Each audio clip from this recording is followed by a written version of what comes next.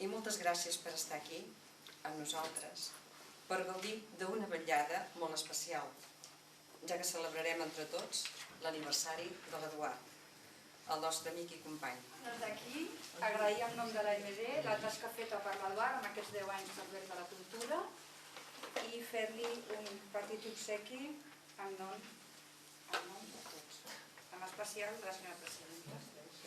Un petó molt gran i que continuï.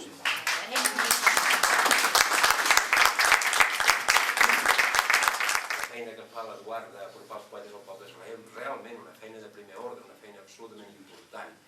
I jo volia obsequiar-lo amb quelcom també que fos a l'altura de les circumstàncies, i se m'ha acudit de fer un poema, un atreviment per un home de ciències que és absolutament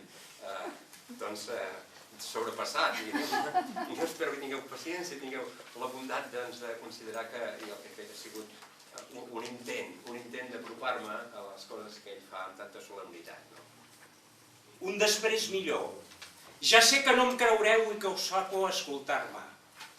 No porto pas cap arma, només la meva veu i les butxaques plenes de roses, sols i llunes. S'acabaran les penes com s'acaben les dunes quan el vent les escombra. El sol no farà ombra, l'odi perdrà la guerra, tot joia a cels i terra. Soc un extraterrestre que ha entrat per la finestra. He trucat a la porta i ningú no m'ha obert. He llaurat camps i horta. Us ho deixo tot verd amb fruiters abundants i rierols de plata. I us ofereixo els cants de la nit escarlata. No m'heu vist enlloc. No sabeu que sóc vell i més nou que un clavell i que tot és un joc. No us demano camins, no us demano diners, us ensenyo els destins i us invito al després. Agafeu-me les roses i oloreu-ne el perfum.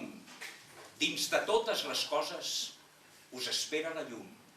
I ara que ho sabeu tot, creureu el que us he dit? No heu de fer sinó creure. No heu de dir ni un sol mot. No hi ha res prohibit. No oblidar-se de res. Viure unit a tothom, de fet, és l'únic deure.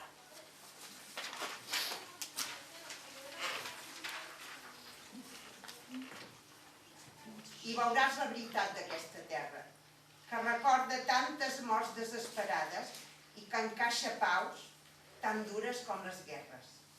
No et fiïs de l'aparença dels temps d'ara, que et dirien innocent, i sempre escolta els laments i els clams d'angoixa dels poetes. Ells mai no t'enganyaran, perquè són nobles. Seguiràs sempre el camí que ells ja segueixen, perquè així faràs el bé, que és el teu deure.